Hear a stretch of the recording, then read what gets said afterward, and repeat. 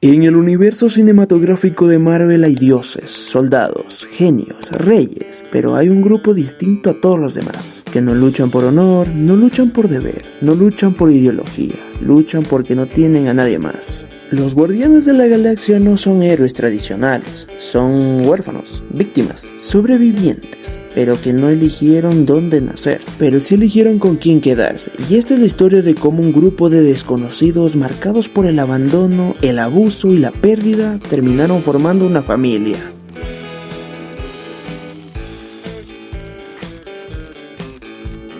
Todo comienza con un niño, un hospital, una madre muriendo, una mano extendida y un niño incapaz de tomarla. Peter Quill no huye por cobardía, huye porque no sabe cómo procesar la muerte. Ese momento lo define todo, la culpa no resuelta, el miedo al apego, la evitación emocional. Y cuando es abducido por los devastadores, Peter no solo pierde a su madre, pierde la posibilidad de despedirse, y ese vacío lo acompañará toda su vida. Y en este momento aparece un personaje muy importante, Yondu, el cual no fue un buen padre, pero es el único que se quedó. Lo crió a base de violencia, con dureza, pero también con protección. Yondu representa ese tipo de figura paterna imperfecta, la cual no sabe decir te quiero, pero aparece cuando más lo necesitas. Y cuando muere en el espacio, cediéndole el respirador a Peter, queda claro que, a pesar de que él no haya sido su padre, fue el que lo crió. Ese es el momento en que Peter entiende que familia no siempre es de sangre.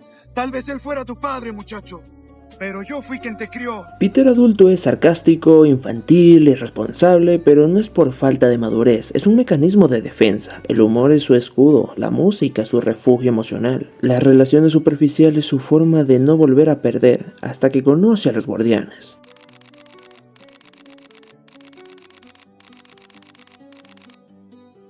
Gamora fue criada por Thanos, no como hija, sino como arma. Le enseñaron a ganar, nunca a elegir. Por eso Gamora quiere redención, pero no sabe cómo vivir sin pelear, y no podía confiar en nadie, hasta que conoció a Peter. Con él no necesitaba ser perfecta, no necesitaba ganar. Por primera vez en su vida podía bajar las guardias ante alguien más. Y por eso cuando muere en Infinity War no solo muere físicamente, sino que muere la vida que Peter soñaba construir juntos. Cuando te vi ahí, no sé qué fue lo que me pasó. Descubrí algo que todavía estaba en mí. Algo increíblemente heroico.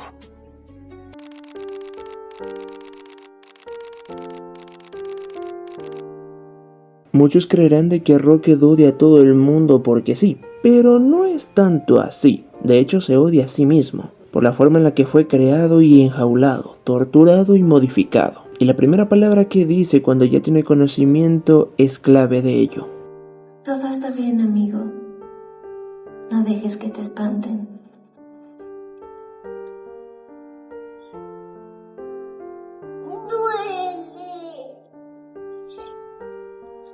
Su trasfondo trágico como experimento del alto evolucionador lo convierte en un ser inseguro que teme al apego. Y su personalidad se le define como sarcástica, iracunda y de gatillo fácil, porque así puede ocultar la profunda inseguridad y soledad que tiene. Pero finalmente va a encontrar a alguien que no lo juzga, que no pregunta, que no le exige nada. Ese es Groot, y aunque se muestre distante y cínico, posee un gran corazón, y es ferozmente leal a sus amigos, e incluso arriesgando su vida por el bien de la galaxia. Aunque a veces le cueste admitirlo, pero cuando pierde esa parte fundamental de él, todo se derrumba. ¡No, Groot! ¡No lo hagas! ¡Morirás! ¿Por qué lo haces, Groot? ¿Por qué? Somos todos Groot. Cuando Groot se sacrifica es la primera vez que vemos que Rocket pierde a alguien que lo quiso sin condiciones, conociendo cómo fueron sus orígenes trágicos. Y yo sé que eventualmente Groot vuelve, pero no es el mismo Groot. En el volumen 2 vemos a un pequeño Groot que no sabe distinguir entre lo bueno y lo malo. En Infinity War y Endgame vemos a un Groot adolescente que realmente no le importa nada más que su juego. Y recién en el volumen 3 es un adulto, o sea que la dinámica de estos dos personajes cambió. Con el primer Groot era una relación entre amigos. En cambio la relación que tiene Rocket con el Groot del volumen 2 en adelante es una relación de padre a hijo. Y aquí Rocket aprende algo clave, el amor no se vuelve a repetir, sino que se transforma.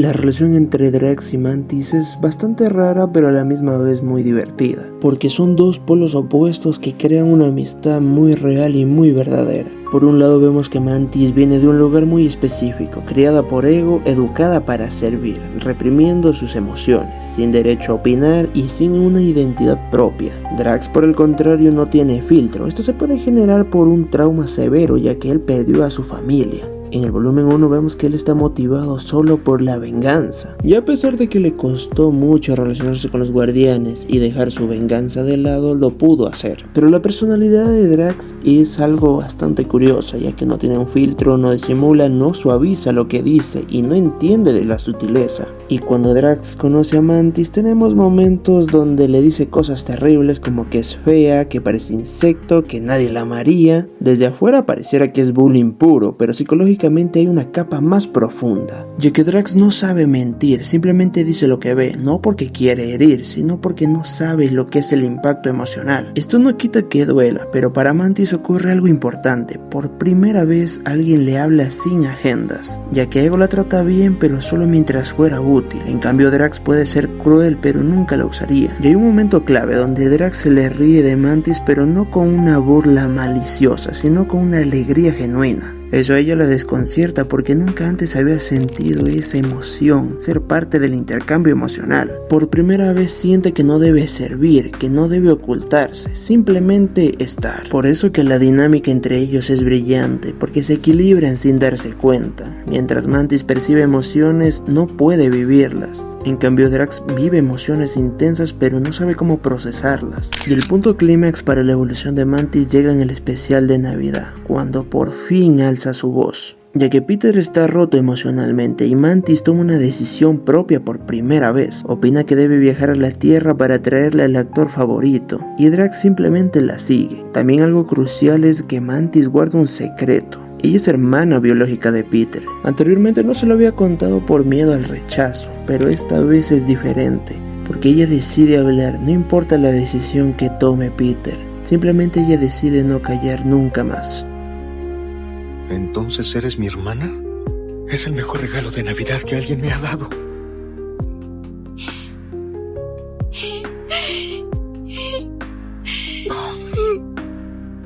Aquí se marcaría el último gran crecimiento de ella. En cambio Drax tiene su final en el volumen 3, porque ahí vemos cómo conecta con los niños que estaban siendo experimentados por el Alto Evolucionador, el que siempre fue un padre perdido en busca de una familia, y cuando vuelve a tener esta oportunidad la toma sin dudarlo.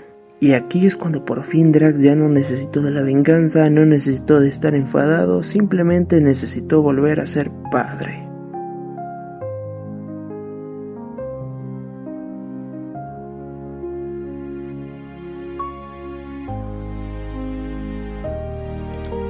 Y simplemente Mantis lo ve, sin aferrarse, sin juzgarlo, sin pedirle que se quede junto a ella. Porque esta Mantis no es la Mantis sumisa, es alguien que entiende que amar es respetar el camino del otro.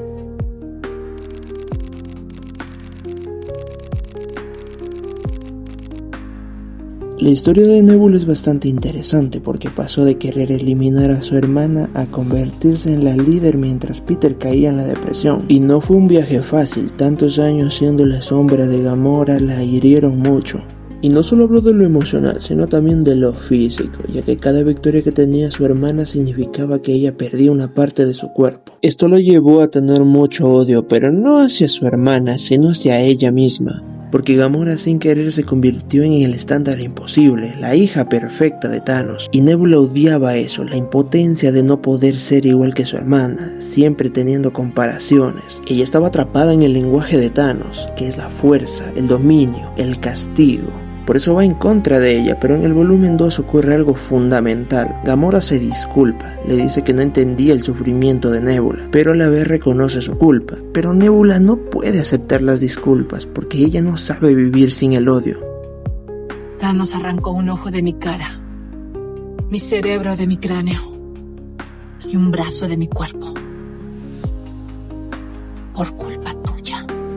Y no es hasta el momento de que su hermana muere que algo se quiebra, pero no toma la misma actitud que tuvo Peter. Peter, al enterarse de eso, estalló en rabia. En cambio, Gamora no llora en pantalla, no se ve que explote en drama, sino que siente un simple vacío, porque perdió a la única persona con la que tenía una conexión real. Y al estar así de sola abre paso a algo nuevo, la reconstrucción. Su personalidad no es que cambie mucho, porque sigue siendo dura, sigue siendo seca, pero ya no está cerrada al mundo. Pasa de arma a protectora, porque mientras Peter está hundido en el alcohol y la culpa, y Rocket está al borde de la muerte, la que se encarga del equipo es Nebula.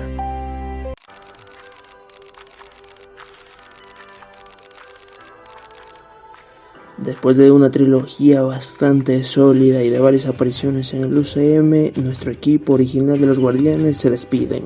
Claramente el equipo de los Guardianes van a continuar con el liderazgo de Rocket, pero ya no va a ser lo mismo. Peter volvió a la Tierra a reencontrarse con su abuelo, Nebula y Mantis van a tener sus aventuras en solitario explorando el espacio, Gamora se queda con los Devastadores y Drax por fin va a tener ese rol de padre que se le fue arrebatado. Y así es como los Guardianes no solo salvaron el universo porque fueron fuertes, sino que lo hicieron por elegirse, porque entendieron que a veces la familia no es quien te da la vida, sino quien queda cuando todo duele, cuando todo parece oscuro y ya no hay salida. Y eso es lo que los convierte en una verdadera familia a diferencia de otros grupos. Y es algo que no muchos esperaríamos, porque a pesar de ser antihéroes, cazarrecompensas inicialmente, su dinámica evolucionó hacia el amor incondicional. Y en el volumen 3 incluso los espectadores somos parte de eso, porque en la escena final cuando Groot dice los quiero, hasta incluso los del público lo entendimos, porque ese idioma no es un simple idioma de un árbol parlante, sino que es el idioma de la verdadera familia. Y al final, cuando todo termina, cuando el viaje acaba, cuando el dolor se transforma, solo queda una verdad: todos somos Groot. Cuando los miro a todos, les digo que son perdedores. Me refiero a personas que han perdido cosas, y todos hemos perdido muchas cosas. Nuestros hogares, nuestras familias, una vida normal. La vida suele quitar más de lo que da, pero hoy no. Hoy nos ofrece algo especial, una oportunidad de salvar a otros. Por una vez, de no escapar.